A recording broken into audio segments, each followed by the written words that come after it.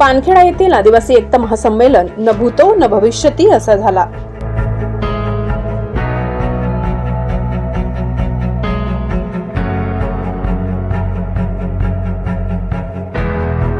आदिवासी महासंमेलन हे शेवटच्या दिवशी आकर्षण म्हणजे सोनम वांगचुक हे होते। त्यांच्या भाषणाने उपस्थित सर्व आदिवासी बांधव मनमुग्ध झाले। सोनम वांगचुक यांनी ग्लोबल व आदिवासी पारंपरिक संस्कृतीच्या रूढी परंपरा व युवांना मुलांचे मार्गदर्शन केले। बहुत अच्छा लगा। यहाँ पर खासकर जनजातीय संस्कृतियों के रंग बिरंगी एक मिश्रण देखने को मिला और जिनसे मेरी बहुत उम्मीदें हैं। मैं हमेशा कहता हूँ कि आज के विकास के जो होड़ लगी है उसके कारण धरती की हालत बहुत ख़राब हुई है। जलवायु परिवर्तन है तो उसके अंजाम कभी हम लद्दाख के पहाड़ों में ग्लेशियर्स पिघल रहे हैं उसको देख रहे हैं, अमेरिका में जंगल जल रहे हैं, कहीं द्वीप डूब रहे हैं।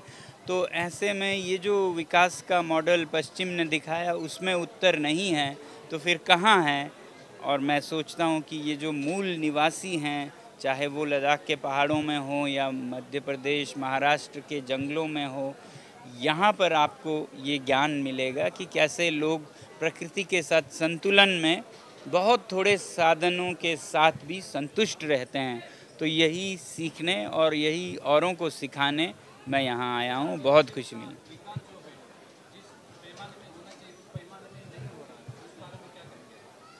देखिए, आपका क्या पैमाना है मुझे नहीं पता। विकास कुछ हद तक बहुत अच्छा होता है, संतुलित हो, तो उससे ज़्यादा जाए तो फिर वो विनाश होता है। तो मैं नहीं चाहता हूँ कि विकास हम वैसा करें जो अमेरिका या यूरोप ने किया है, मगर ऐसा भी नहीं हो कि हमारे आदिवासियों या हमारे देशवासियों के पास खाने को खाना ना हो, पहनने को कपड़ा ना हो। ये ज़रूरतें पूरी होनी चाहिए, मगर उसके बाद आपके पास पहनने को 100 जोड़े कपड़े चाहिए, जूते 50 चाहिए, मकान 10 चाहिए। ऐसी होड़ जो लगती है, जो पश्चिम से सीख रहे हैं लोग, वो फिर विनाश की तरफ ले जाएगी। ऐसा मैं नहीं चाहता हूँ हमारे आदिवासी भाइयों पे आए कभी। तो वो जो उनकी ज़रूरतें हैं उतना तक पूरा हो, उससे ज़्यादा ना हो, मैं यही चाहूँगा। आदिवासी जनजाती हा देशातील पहिला मानवी जीवन असून जल जंगल जमीन याची राखण करणारा समाज आदिवासी हा मातीची आणि मातेची पूजा करणारा आदिवासी संस्कृती हीच आमची ओळख आहे, असे सोनम वांगचुक यांनी आपल्या भाषणात सांगितले। आमच्या कलांचा आणि नृत्याचा बाजार मांडला जात नाही, त्याचा व्यापार होत नाही, पेटंट घेतलं जात नाही, मानवी समाजाच्या आनंदासाठीच आमची ही कला असते, असे मोलाचे मार्गदर्शन सोनम वांगचुक यांनी केले। या संमेलनासाठी विदेशातील संयुक्त राष्ट्र संघाचे प्रतिनिधी म्हणून इतर देशातील आदिवासी बांधव, महाराष्ट्रासह 25 राज्यातून आदिवासी बांधव एकवटला होता। या संमेलनासाठी महाराष्ट्राबरोबरच विविध राज्यातून लोकप्रतिनिधींनीही पूर्ण वेळ हजेरी लावली।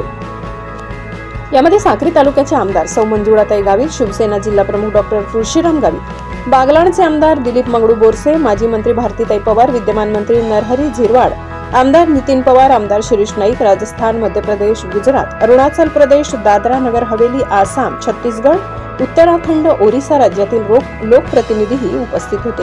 यावेळी संमेलनाचे निमंत्रक डोंगर बागुल लडाख येथून सोनम वांगचुक, राष्ट्रीय अध्यक्ष डॉक्टर शांतिकर वसावा, युवा नेतृत्व प्रेमचंद सोनवणे, ईश्वर ठाकरे, तुकाराम बहिरम, गणेश गावित, मांगीलाल गांगुर्डे, धर्मेंद्र बोरसे, प्रवीण चौरे, श्रीमती डॉक्टर प्रतिभा देशमुख चौरे, कोषाध्यक्ष भोये रावसाहेब, इंजिनियर गोरख भोये, कृष्णा महाले, अनिल गायकवाड, बहिरम सर, वंजी पवार, संजय महाले, संजय ठाकरे, ईश्वर सर, जिल्हा परिषद सदस्य, पंचायत समिती सदस्य सह सरपंच, उपसरपंच, ग्राम सदस्य, पंचक्रोशीतील नागरिक मोठ्या संख्येने उपस्थित होते। स्पेशल रिपोर्ट पिंपळनेर सहसंपादक अनिल बोराडे। 32वा आदिवासी सांस्कृतिक आदिवासी एकता परिषदचं महासंमेलन पानखेडा येथे घेण्यात आलं। मूळ हेतू पहिल्याने आदिवासी एकता परिषदच्या सर्व कार्यकर्त्यांनी उभं राहून धरती मातेचं गीत गातलं। या धरती मातेने आम्हाला जगवलं, पानं फुले दिले, नदी नाल्यामध्ये पाणी दिलं, अन्न दिलं आणि तिचे उपकार फार मोठे आहेत। आणि याच धरती मातेचे आज पर्यावरणाचा प्रश्न फार मोठा निर्माण झालेला आहे।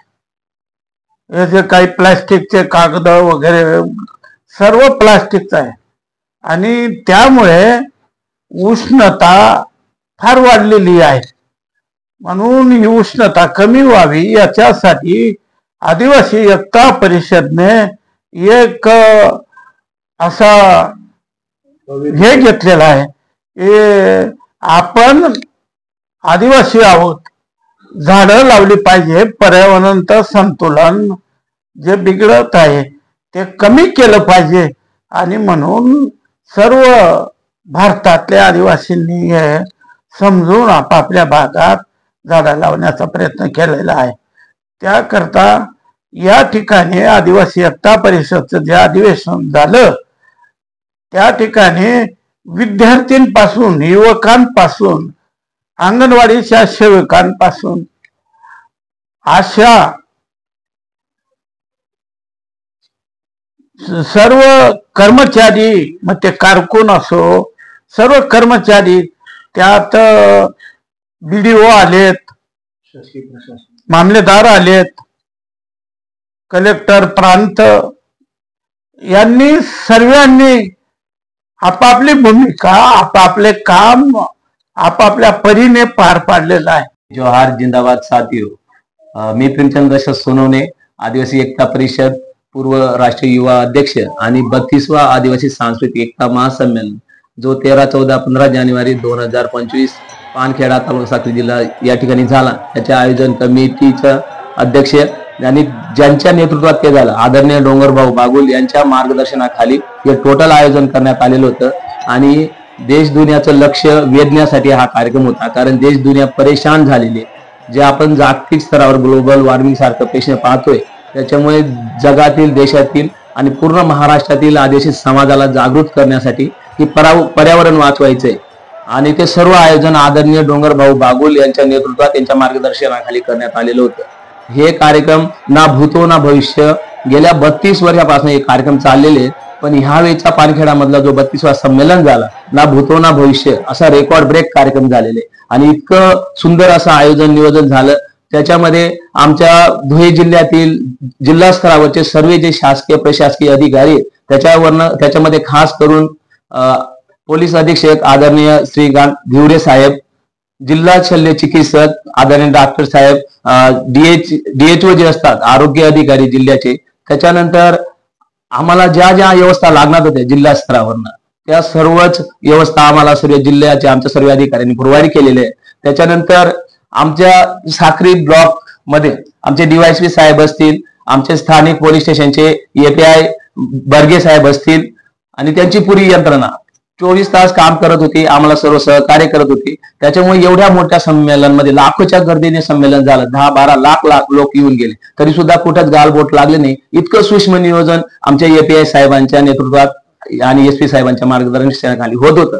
त्याच्यासोबतच मेडिकल जी टीम काम करत होती, आमच्या ट्राईबचे आरोग्य विभाग जो काम करत होता, धुळेचे पूर्ण आरोग्य विभागाची टीम इथं काम करत होती. त्याच्यासोबतच आदिवासी समाजातनं नाशिकला बिरसा मुंडा मेडिकल हब बनलेले त्यांचे सर्व डॉक्टर, त्याच्यात आमचे आदरणीय डॉक्टर जिते चौरे सर, आदरणीय डॉक्टर विशाल वैवी सर, आदरणीय वसावे सर नंदुरबारचे, राजेश वसावेजी, अशी पूर्ण टीम तिथे काम करत होती. त्याच्यामुळे आमच्या सर्व लोकांना आरोग्याची सर्व सुविधा सुद्धा उपलब्ध झाली आणि आमच्या या संमेलनासाठी विविध कमिट्या बनवण्यात आलेल्या होत्या. त्याच्यामध्ये आयोजन कमिटी होती, आयोजन कमिटीचे सर्व लोक, भोजनची कमिटी होती, भोजनच्या कमिटीमध्ये 24 तास जेवण चालू होतं आणि 24 तास आमचे सर्व युवक काम करत होते.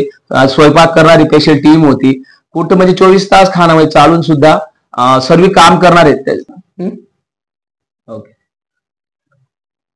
त्याच्यानंतर एवढ्या याच्यासाठी MSCB जे आहे त्यांचं बी पुरेपूर्ण आम्हाला सहकार्य मिळालं आणि आमची सर्व ती टीम बी सुद्धा काम करत होती. त्याच्यासोबत पाण्याचं नियोजनासाठी आमच्या परिसरातले अख्खे सरपंच आणि अख्खे गाव परिसरातले लोकांनी स्वतःच्या गावातल्या टँकर दिलेल्या होत्या पाण्यासाठी. सर्व सरपंच युनियन आणि त्यांच्या गावकऱ्यांनी खूप सहकार्य केलं. आमच्याकडे मुबलक प्रमाणात टँकर उपलब्ध होत्या.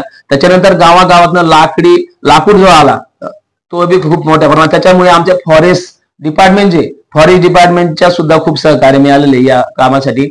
आणि ह्या ज्या पार्किंगची व्यवस्था असेल, भोजनची व्यवस्था असेल, सुरक्षा, महिला सुरक्षांमध्ये खास करून आमच्या डॉक्टर प्रतिभा चौरे मॅडमांनी तो मोर्चा सांभाळलेला होता। त्याच्यामुळे आमची जी महिला एवं बाल सन्मान यात्रा, प्रकृती संवर्धन यात्रा जी आली पूर्ण राज्यातनं फिरून, त्यांच्या भगिनींचे सुद्धा आम्ही खूप खूप आभार व्यक्त करतो।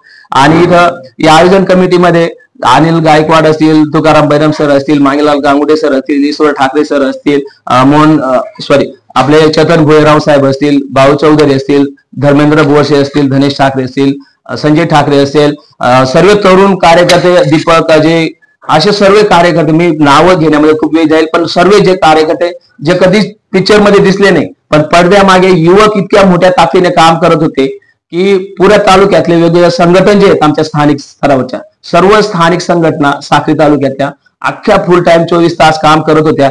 त्याच्यामुळे सर्व गर्दी कंट्रोल करता आली, सर्व गर्दीची गैरसोय